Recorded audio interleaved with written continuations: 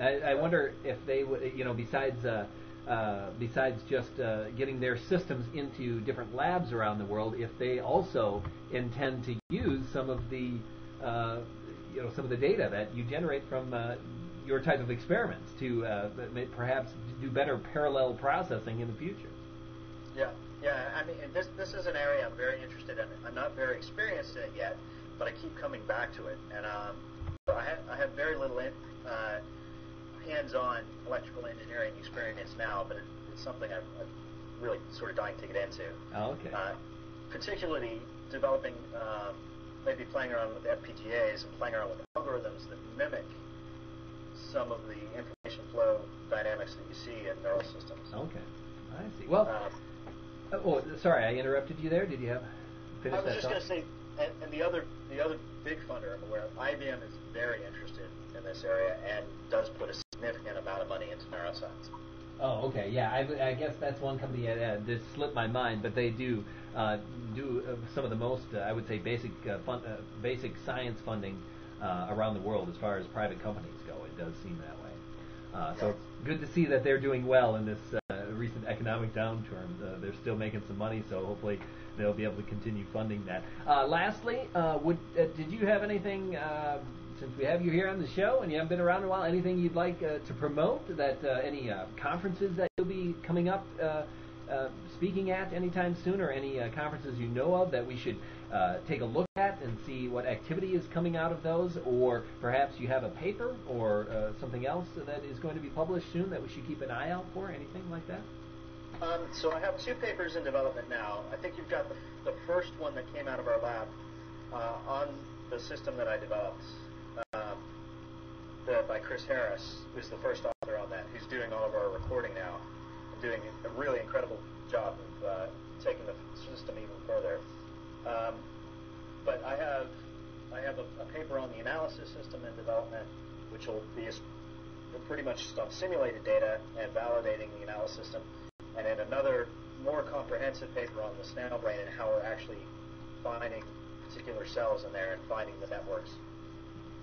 So I don't have a date on those. I don't know how long the review process will take, but sometime over the next year, hopefully it'll be in press. All right. Well, great. We'll keep an eye out for those. And with that, I would like to say thank you very much for joining us here tonight, providing us some very detailed information on the current state of the art in brain-computer interfacing and the brain in a vat type research. So, Peter, hope to see you around the Institute or around the net here and there, and we'll keep an eye out for your papers, and have a good evening. All right. Thanks a lot, Justin. All right, there you have it. Peter Passaro, longtime immense member and participant. A lot of great information there about neuroscience, the current state of the art in neuroscience and electrode analysis of neuronal activity. Like I mentioned at the beginning of the interview, it is not my specialty, but boy, I sure love to read about it and see the most recent advancements, and it certainly does give hope that we'll be able to develop more intelligent computer systems, but also perhaps enhance our own intelligence to help us solve more of the world's problems. So a very positive interview there. Thank you very much, Mr. Peter Passaro. And now we're going to move on to some news that we have from around the Institute. And once again, I want to apologize for the technical difficulties and the delayed start of the show for tonight. Sorry about that. We had some audio trouble, and unfortunately I wasn't prepared enough. So I hope you'll forgive me. And something I mentioned at the top of the show was the director elections. Yes, they're going on at the Institute right now, and they end on February 8th. And this, I should mention, for those of you that are tuning in tonight, that it is for members. That is the way the immense Constitution is set up. It's a member vote. The members are shareholders. You can think of as shareholders of the Institute, so they're the ones who get to cast the official votes. But you can join in the discussion anyway and ask the different candidates their opinions of where the Institute should be going and how things are operating. And we do have three directors who are not up for election this year. That's Shepard, Broken Portal, and Duke Nukem.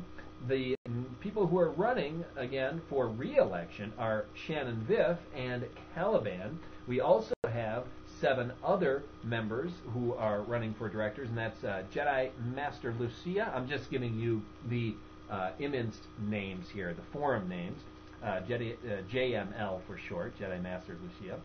David Stiles, Model Cadet, and a couple other people who are in the chat tonight. S123, Sven, and RWAC, Cyberbrain, and Cerebral Cortex, all running for director. And feel free to go into the forums there, and we do have a thread called Director Elections where you can ask people questions. And again, it is only a member vote, sorry to say, but that is the way our Constitution is set up.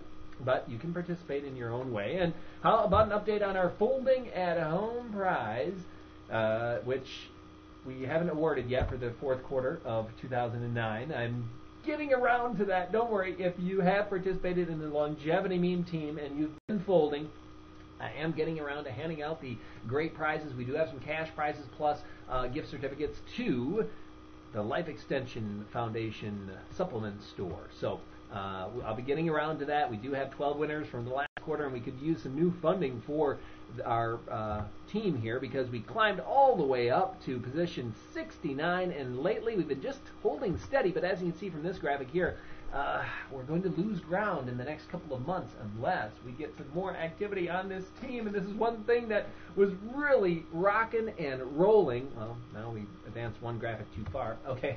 This was something that was really rocking and rolling back in 2008 and 2009, but then we kind of lost the mojo there, and I really could use some input as to how to get our team moving again. We could use some funding. Maybe some of you members out there want to get together and create a member referendum and say, hey, we want to spend a little cash on this prize. We love the team and we want to keep on folding and keep on moving up the ranks. Well, it's in your hands.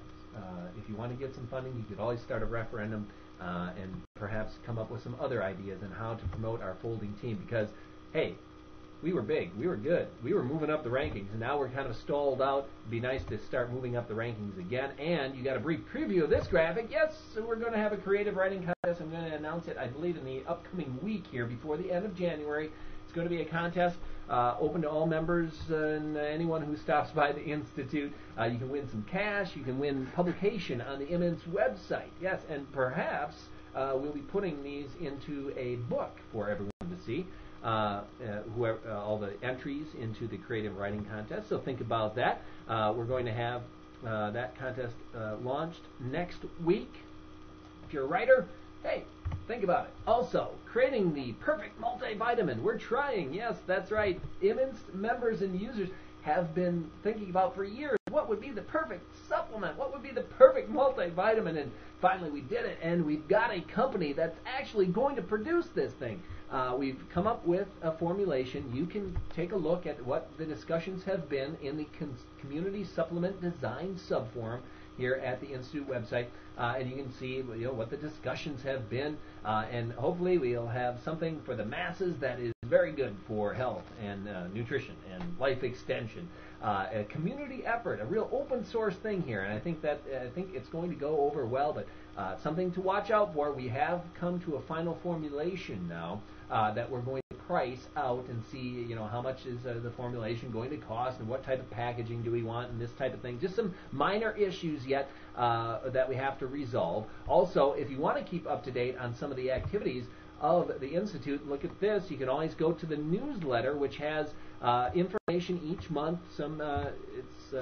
Information each month about what's going on at the Institute, and a little message from myself about how things have been rolling along, and you can get updates on the director elections, on some initiatives, and I've circled it there so you know where to find it, although I think most of you that go to the forums see the newsletter button there. And of course, coming up on February 8th is when the new newsletter will be released. But if you want to also find out what's going on at the Institute, you can always go to the Action Forum. Yeah, we're all about action, right?